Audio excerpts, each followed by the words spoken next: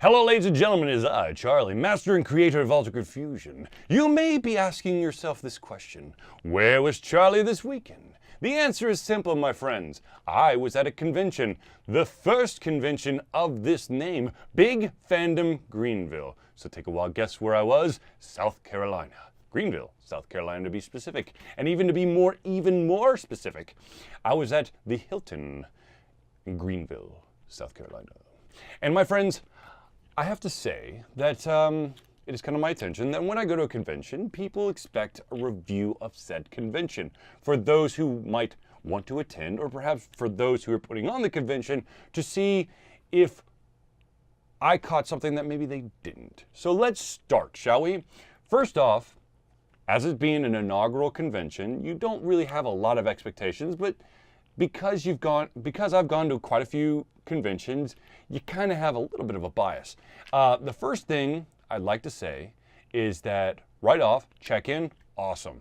You walk up there, you say your name, they give you the badge, boom. The way that the hotel's set up, it's pretty easy to move your stuff into the vendor hall. The vendor hall was, for the most part, well configured. However, I wouldn't have had the doors lead straight out to the panel rooms. I would have had the doors open behind the cosplayers so the traffic goes through the cosplayers into the vendor hall. That was just a small little now, okay. So, Big Fandom Greenville, South Carolina, in the Hilton. I believe it had about 800-ish people come through, I think, in all, which is pretty damn good being the first year. And I have to say that basically everyone in the vendor hall, as well as all the attendees that I interacted with, seemed very happy to be there, which is good. Of course, that's good. I mean, if you're going to a convention, you want to have fun. You want to enjoy yourself.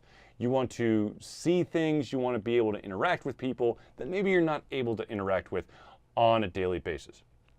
Now, that of course brings me to something that you've probably already noticed. I am wearing the Big Fandom Greenville t-shirt. So that might be a little bit of an indicator where this review is going to go. But before I actually get to, I guess, the final results, let's break it down a little bit further. Okay, first off, you have a paper information guide.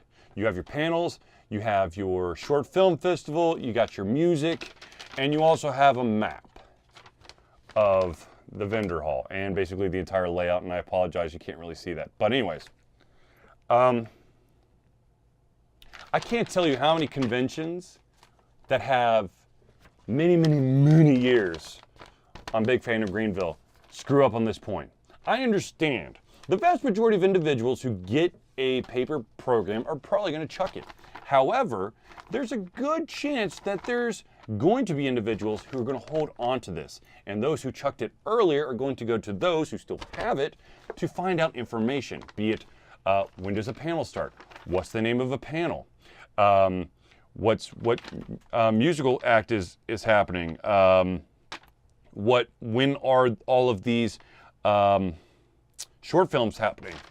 Where exactly do I have to go to get to said thing? Which, all right. Right off the bat, that's pretty damn good. Does it give a lot of information? Enough. Would I have liked to have seen a little bit more information? Sure. Like who's giving the panels? A little bit more information on the individuals that are basically guests that are doing the panels. However, you could go to the website. And the website was, for the most part, pretty well formed. You were able to find basically all of the attending guests and a little bit of social media contacts. You got the Facebook, Twitter, whatnot, and of course a little bit of description behind them. However, those names did not link up to panels, which was a little bit discouraging because when you go to a convention, any convention, could be a very well-established convention, or it could be one for the very first time. One of the things you're going to look at is, do I recognize the individuals who are giving this panel? Now, some people may be like, the panel name is interesting enough that I'll give anybody who's in there a shot. Other individuals are looking for specific panels with a certain name attached to it. Big Fandom Greenville did not have that.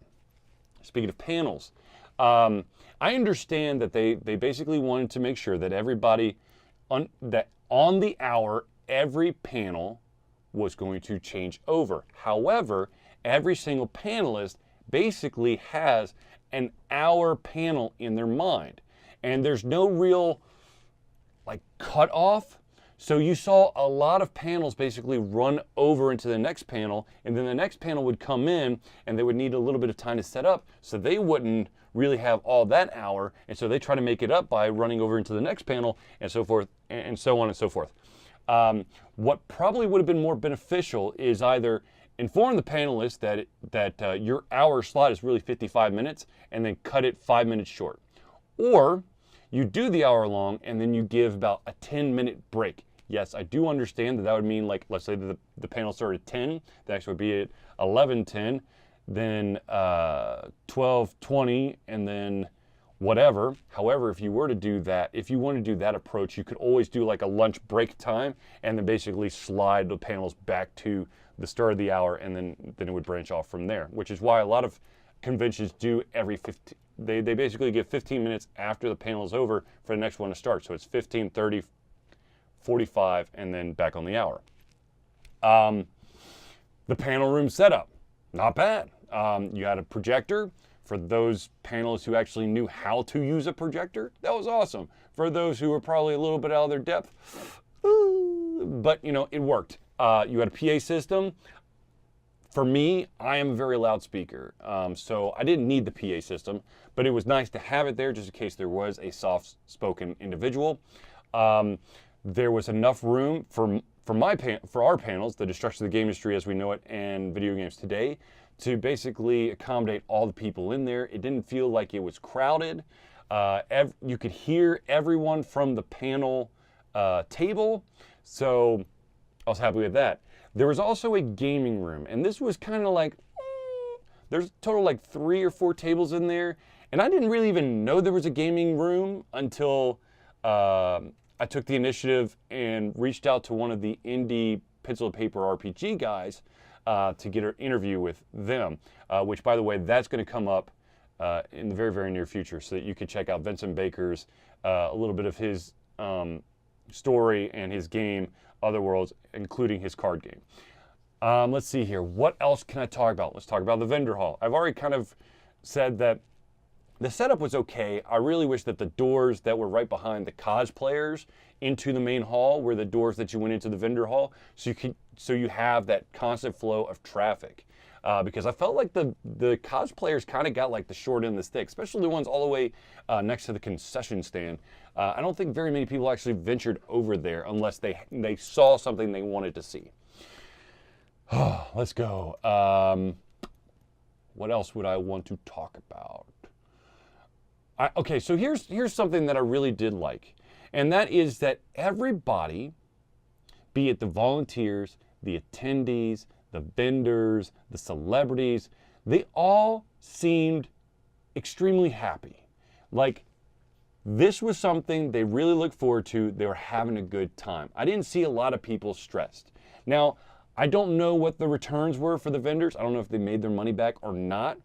I know that we had a good number of people come by. Would I have liked to see more people? Of course. Everyone wants to see more people.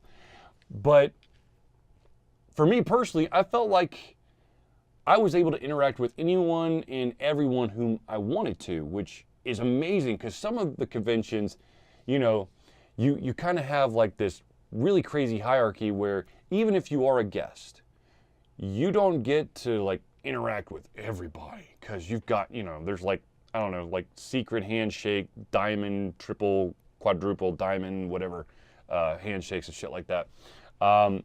But in all, I have to say that having it in a hotel is definitely beneficial, because I think almost everybody who was there was in the hotel, so it's very quick to get to the convention. If they lost track of time, they could just see people walking by and go, oh, I should probably follow.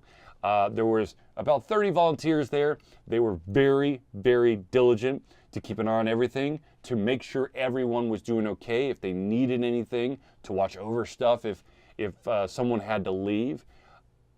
I was impressed. I really was impressed with the overall volunteer thing. Now I know that some of them probably didn't get a break at all. They probably got some, some snacks and some water, but they did a hell of a job. There was a party, which is, basically, if you're going to a con, there's going to be a party one night. There was a party Saturday night. Amazing DJ. I mean, holy crap. There was a promoter there that was basically, trying to hype up this DJ. And I was like, oh, no. Then I sat in and listened to the DJ, and the guy was right. That is a hell of a DJ. So I have to say that for it being a first-time convention, this convention blew all expectations out of the water. I didn't know what to expect, but and hell, there could have been a lot of crazy stuff happening behind the scenes. But to me, as a vendor, as a guest, as a panelist, as an attendee, because or as media, in every single regard, I felt like I had a great time, a great experience, and I felt like everybody else had the same thing. That feeling was contagious. So, if the question becomes, would I recommend going to Big Fandom Greenville in the future? The easy, very short answer is yes. Is there room for improvement for Big Fandom Greenville? Absolutely.